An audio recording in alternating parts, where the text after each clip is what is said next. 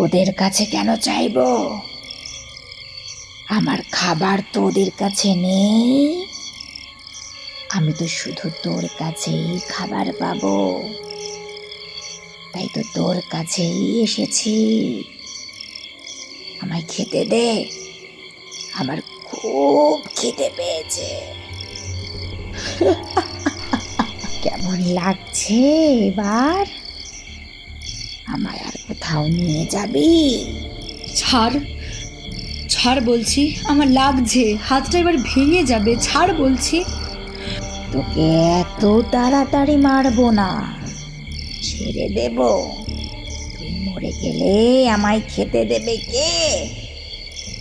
আমার যে খুব খিদে পেয়েছে। আয় আয়, এখানে বস। এবার আমি সব খাবো।